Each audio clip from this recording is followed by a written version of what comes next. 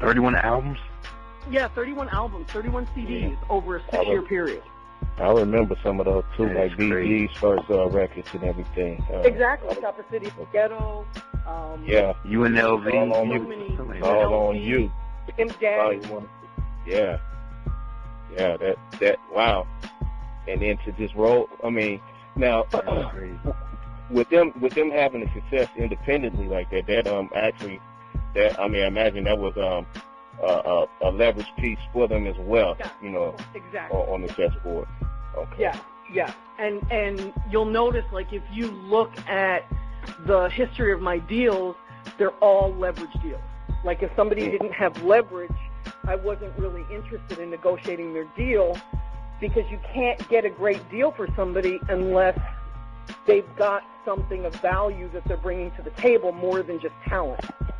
No doubt. Like, talent is not enough in this industry. You've got to really have a decent-sized following, or you've got to be making income of some sort. You've got to be a proven entity, and by, with Cash Money, by them proving that they could sell units,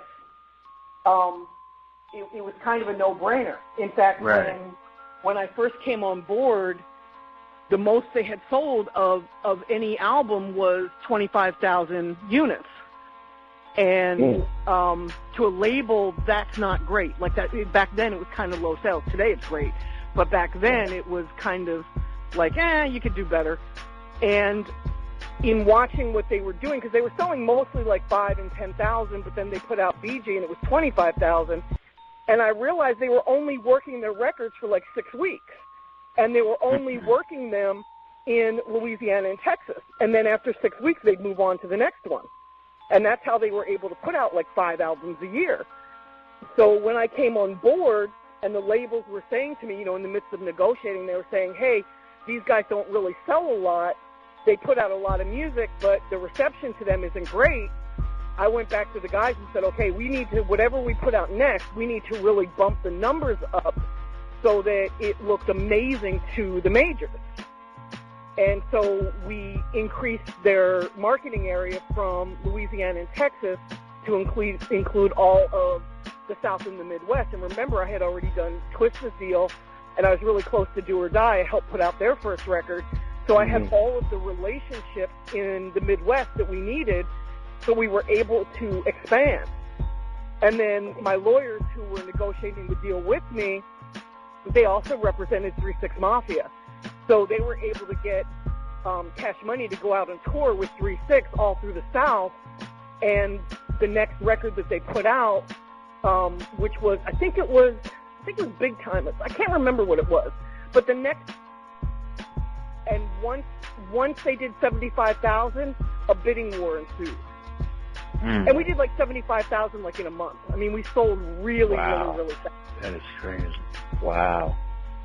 Numbers count. Numbers count. So, Wendy, with everything that you were doing up to that point, and you being, proficient in negotiating these deals, I'm sure that you faced a lot of pushback from the labels. Am I wrong? Yes and no. And if everybody always says, man, the labels hate you. And I always smile when they say that, because even today, like when I call them, they pick up my call immediately. So if they hate me, I don't see it. Maybe behind my back they do, but I've made them so much money that it's kind of hard to hate me, Like I'm always very respectful when I pull somebody out of a deal. And I never pull somebody out of a deal that's really profitable for them, because if it's profitable, they're not going to be fucking it up. Can I curse? Yeah, all day. Okay, good. If I'm pulling somebody out of a deal, it's not like it's Drake, who's the number one artist at Spotify, and I'm pulling them off of Universal. Artists that are financially successful are never the problem. It's the artists that aren't very successful. The labels just kind of like forget about them and move on to the next person. And what the labels don't realize is, like, that's the artist's life and livelihood. So when they shelve them, it's not like they can go and make music elsewhere because they're signed to that label. It's like they're fucked. They end up having to, like, go get a job at UPS or whatever. And I just never thought that was right. Oh man. Yeah, that definitely wouldn't feel good to, have a record out and, done some shows and been some places, and then after it's over with, you got to go back to the regular 9 to 5, and yeah, that sucks. Exactly. Hey, Wendy. Exactly. Especially if they got a little bit famous. Oh yeah. Can you imagine being a little bit famous and then you're working the drive-thru at McDonald's? Oh man. I just can't imagine like the ego hit that would, incur. I can't imagine that. Because one of your interviews I heard and saw, you said you saw Biggie still on the train. That blew my mind after he dropped the album. When he first came out, because the artists don't make money. And I also saw him riding in a Benz, so I don't want to imply that he was dead broke, but I remember seeing Evil D from Black Moon on the train. I remember seeing Craig Mack on the train. I remember seeing Papoose on the train. In New York, we take the train because it's fast and it's convenient as well as cheap. So I don't want to imply that he was completely broke because he got in advance, but he wasn't living in a mansion in New Jersey when that first album came out. He was. And it's usually the first albums, right? The first albums, they usually don't make no money on the first albums. Right, because they usually get advanced money, and then in some situations it takes a while for that first album to come out. So they might be advanced, $50,000 or $75,000, but it's got to last them for 2 years. Wow. Yeah. Wow.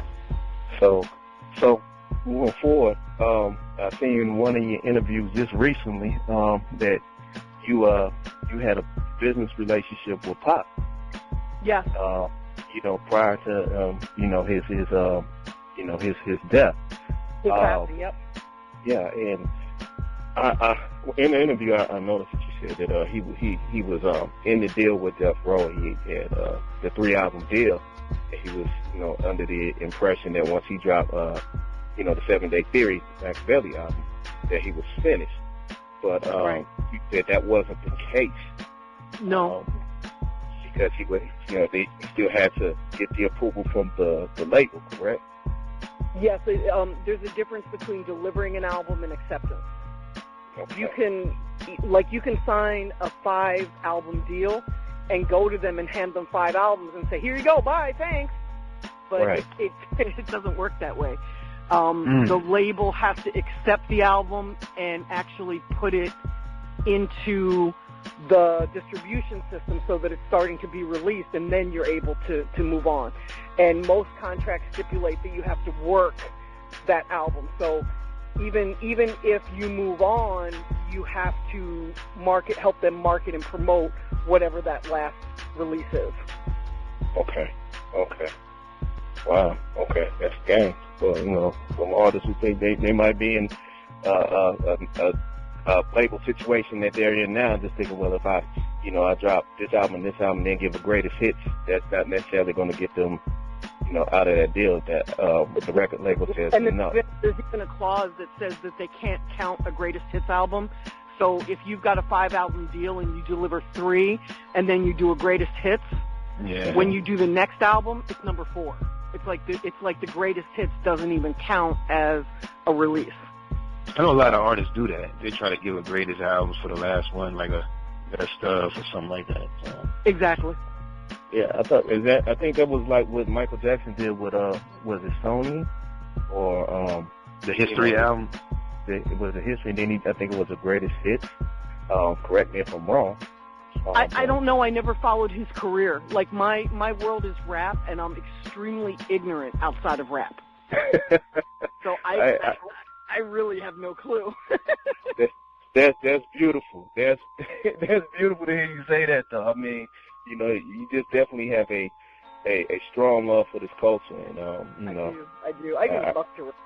Like I don't listen to other music, and in a way, it's a little bit tunnel visioned, but it's just it's my choice. It's the music that I like. That's I would have thought you follow EDM and everything, like, but how they making money in that too, you know? I don't. Okay.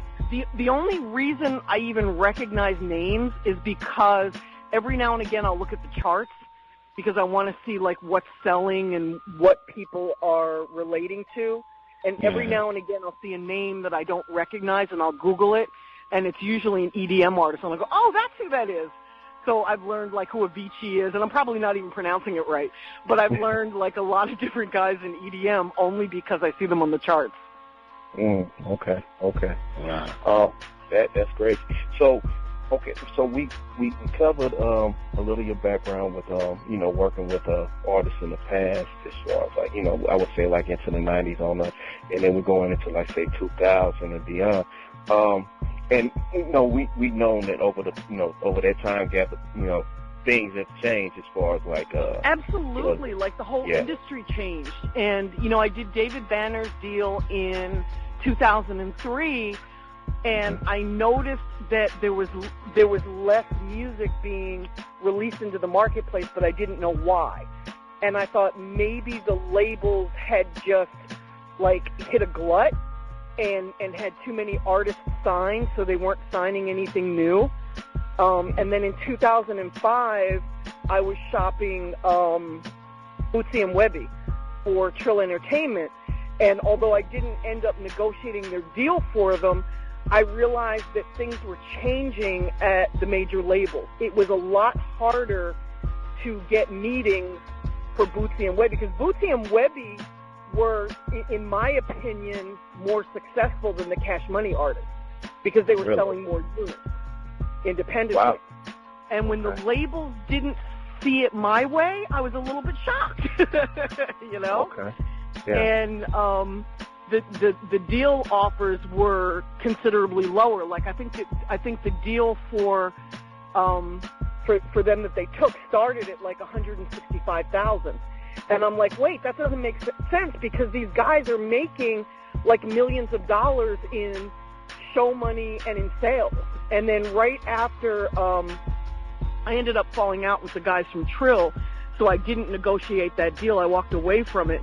They ended up signing to Asylum, and then right after they did that deal, 360 deals came into effect. And what year was that? Say it again? And what year was that when the 360 deals? 05 was when 360 deals came in. So at that point, like I was so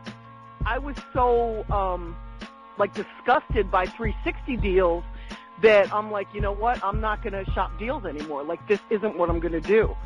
So at that point, I changed my business model and started teaching up-and-coming artists and labels how to stay independent and make the lion's share of the money themselves, because it didn't make sense to me to give up half of your money to a label when you're already, in my opinion, underpaid. So you're always, the artist is always the last person to get paid, and they don't make that much unless they're a superstar. Like Beyonce and Drake, they're going to be okay, I promise. But like a new or up-and-coming artist, they don't make so much money that they can afford to give up 50% of their income to a major label or 30% of their show money to a label. And I had a real problem with that, so I decided to stop doing deals. And that's when I started building independent labels. And to be honest, I haven't looked back. Like it's just been awesome. Like right now I'm working with a guy here in Atlanta called Trouble. Trouble's part of Duct Tape, and Trouble is independent, and independently he's making between $80,000 and $120,000 a month. So why sign to a major label when even if he doesn't grow, and we already know he's going to grow because he's not going to go backwards, right? So even if he doesn't grow and stays right at the position he is right now, he's going to make $1 million by the end of the year. And by the end of the year, I mean in March, because we started really making good money for him in March of last year. So by the end of February this year, he'll be a millionaire. Why would we want to go and do a deal and give up part of that? Yeah, because the deals today, they're not going to get nowhere near what they used to get. So. No. And he was in Cali shooting a video with Drake yesterday.